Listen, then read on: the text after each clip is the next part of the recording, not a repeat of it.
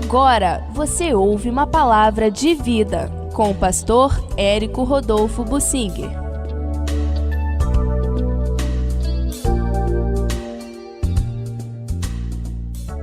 Quero falar no tema O Justo Vive pela Fé, mesmo em crises. E vou tomar Deuteronômio capítulo 4 como referência, embora essa expressão o justo vive pela fé esteja em Abacuque e foi repetida pelo apóstolo Paulo lá no Novo Testamento, em Romanos.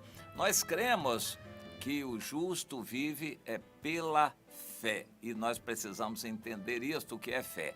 Em Hebreus nós encontramos a definição de fé, em Hebreus no capítulo 11, versículo 6.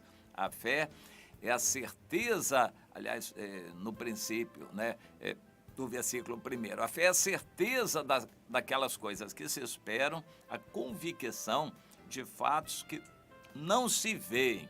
E no versículo 6, é impossível agradar a Deus sem fé.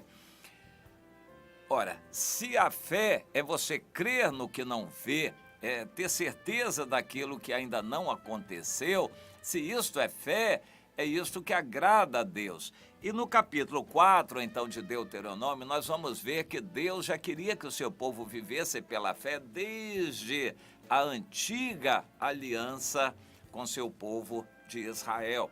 A exigência de fé não é nova, não é do Novo Testamento. No Novo Testamento nós encontramos a fé como essencial para a salvação. Nós somos salvos pela graça de Deus mediante a fé. Sem fé não pode ter salvação. Mas a fé não é de todos. Aí começam as questões teológicas. A fé não é de todos. Mas como é que ela vem? Ela vem pelo ouvir a pregação da palavra de Deus. Não se pode presumir que naturalmente uma pessoa tenha fé. Ninguém tem fé natural. O homem natural não entende as coisas de Deus, ele é cego espiritualmente, mas não é nada estranho isso, é a realidade. O homem natural nasce pecador, é cego espiritualmente e não tem fé. Como então ele vai poder crer?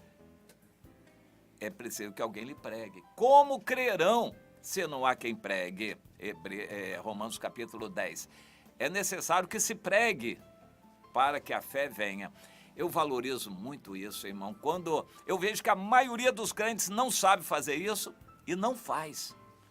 Quando a gente chega perto de uma pessoa, bom dia, que maravilha, como Deus é maravilhoso. Você já lembrou, você sabe, já ouviu que Deus fez isso na Bíblia, que aconteceu isso, a história de Esther, do Jó, a história lá do Davi, do Abraão. Você já ouviu da rainha Esther, lá do Abraão, o Isaac, aquilo tal, e Jesus, quando encontrou aquele enterro do filho daquela viúva de Naim, Jesus então vinha com uma multidão tal. É isso que o crente tem que fazer, contar a Bíblia, falar do que está escrito, do que aconteceu. Não tem que falar nada de igreja, nem convidar para a igreja, nem prometer bênção, nem passar bala na boca da pessoa, querendo atrair a pessoa para uma vida melhor se ele vier para a igreja. Isso não é evangelho, isso é apelação. Apelação de crente que não conhece a Bíblia. Você só tem que falar da Bíblia, não tem que falar mais nada. Quando você anunciar a Bíblia, contar do que você leu, do que Deus fala na Bíblia, isto vai despertar fé na pessoa.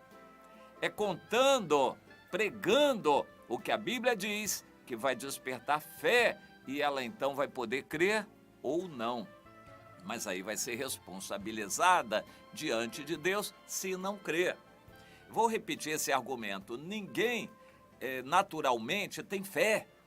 A fé é dada, é um dom de Deus, mas só é dada quando você prega. E hoje os crentes estão enchendo a igreja igual sardinha em lata, porque são inseguros, não sabem evangelizar, ficam na dependência da igreja para manter acesa a chama da sua fé, e eles, quando saem da igreja, não sabem levar a palavra de Deus, que é ordem de Jesus. Você levar a palavra de Deus, como as pessoas crerão se não há quem pregue? Hoje os crentes não estão pregando. Eles estão convidando para a igreja, numa tentativa de fazer a pessoa vir para a igreja para ouvir a palavra. Mas está cada vez mais difícil trazer pessoas para a igreja. Então há igrejas que estão passando a bala na boca da criança. Vem para a igreja, os milagres vão acontecer, sua vida vai mudar, sua vida vai melhorar, Deus vai enriquecer você, vai ter prosperidade se você vier para a igreja.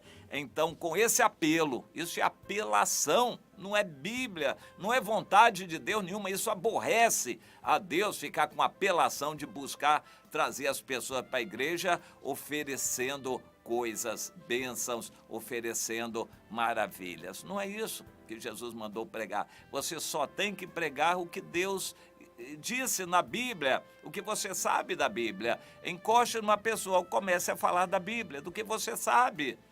É isto que é a pregação da palavra de Deus, que vai trazer fé. Você diz, toma aqui um folheto, toma a Bíblia, o Novo Testamento, leia. Não vai adiantar. A fé não vem pelo ler a Bíblia, a fé vem pelo ouvir a pregação da palavra de Deus. Quando a gente prega, a palavra fica viva para quem ouve. Se você dá para a pessoa ler, ela lê, mas não entende. Fica igual lá o eunuco tesoureiro da rainha Candace da Etiópia. Ele lia, mas não entendia nada. Você pode distribuir milhões de folhetos. A pessoa vai ler, não vai entender. Você pode dar Bíblias à vontade. A pessoa vai ler, não vai entender. Se não há quem pregue, como crerão? Tem que ser alguém que leia a Bíblia, pregando, explicando. A palavra vai se tornar viva, a pessoa vai receber fé e com a fé ele vai poder crer ou não. Mas antes de pregar, ninguém pode exigir que ele creia. Deus não pode condenar uma pessoa que não teve oportunidade de crer. Entende? Esses aspectos, tem que pregar a palavra. Para isso você tem que ler, tem que guardar a palavra de Deus no seu coração. Eu fico impressionado com pessoas que leem muito a Bíblia. Eu achei que eu tinha lido muito a Bíblia, já li a Bíblia toda mais de 100 vezes. E eu achava que isso era muito, mas não é nada. O Watchman Nee lia muito mais, incomparavelmente mais, centenas de vezes. Ele lia todos os anos, várias vezes a Bíblia. Eu leio 3 vezes. Ele lia um monte de vezes. Os evangelhos todo mês e toda semana. O Novo Testamento praticamente toda semana. Ele lia muito e tinha a palavra no coração. Por isso o Watchman Nee abençoou. Tanta gente abençoa até hoje. Guarde a palavra de Deus no seu coração, ame a palavra de Deus, valorize a palavra de Deus. É assim que você vai ter a sua fé fortalecida, avivada. O Espírito Santo vai poder lembrar a você a palavra que você já leu, que está guardada na sua mente, na memória da sua vida. Bom, em Deuteronômio 4, Deus falou para o povo de Israel através de Moisés. Vocês se lembrem de que estiveram lá no Sinai, vocês viram o fogo em cima do monte, vocês tremeram, vocês não viram aparência nenhuma de Deus.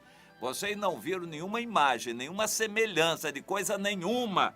Então, vocês ouviram as palavras, mas além da voz, vocês não viram aparência nenhuma. Eu estou lendo o versículo 12 de Deuteronômio 4.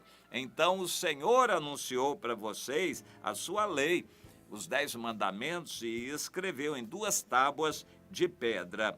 Também o Senhor me ordenou, Moisés, dizendo que desse estatutos e juízos para vocês. Então se lembrem disso, vocês não viram aparência nenhuma. Deus quer adoradores verdadeiros, não precisando de nada palpável. Você não precisa de reunião, de igreja, de doutrina, de templo, de catedral. Você não precisa de roupa de crente. É em espírito e em verdade no seu coração que você fala com Deus e você se volta para Deus. É assim, nos méritos de Jesus, no nome dele, que você se achega a Deus, mas em espírito. Não adianta nada, não tem pulseirinha, não tem crucifixo, não tem imagem, não tem santinho, não tem água disso, nem sal grosso. Você não precisa de nada visível, nem de roupa de crente, nem de aparência de crente, nem de reunião de crente. Você em qualquer lugar pode ir a Deus pela fé e tem que se exercitar pela fé. E eu vou acrescentar, nós vivemos uma época de crise no Brasil que vai se agravar, vai ficar até perigoso ir à reunião da igreja. Então vai ter que ser crente em casa, na rua. E como você vai conseguir sem ver ninguém, sem estar com os irmãos, sem sentir reunião poderosa de igreja? Como você vai conseguir manter acesa a chama da sua fé? Amando a Deus, orando a Ele, falando de Jesus para todo lado. Quanto mais você fala de Jesus para os outros, você acende a chama da sua fé. Quando você dá, você recebe muito mais. Quando você fala de Jesus, você é edificado mais ainda. Agora, o crente acomodado, o crente parado, o crente que só tem a sua chama acesa quando vai na reunião da igreja, vai sofrer. Vai se enfraquecer. O crente que depende dos outros para a sua chama ser mantida acesa, vai se enfraquecer em épocas de crise. Tem muito crente que já não está indo à igreja por falta de dinheiro de passagem, a crise vai aumentar. Tem gente que não está saindo de casa porque tem medo de sair à noite, medo de assalto de escuro, disso e daquilo, não vai. Tem gente que, ficando em casa, também não participa dos cultos, por exemplo, aqui pela rádio, pela televisão. A televisão não tem culto, infelizmente, é só programa de atrativo para fazer propaganda de igrejas. Infelizmente, os programas de televisão não são instrutivos, não tem Bíblia na televisão, normalmente não tem nos programas de televisão isto de edificação, é só propaganda de igrejas para levar as pessoas para lá.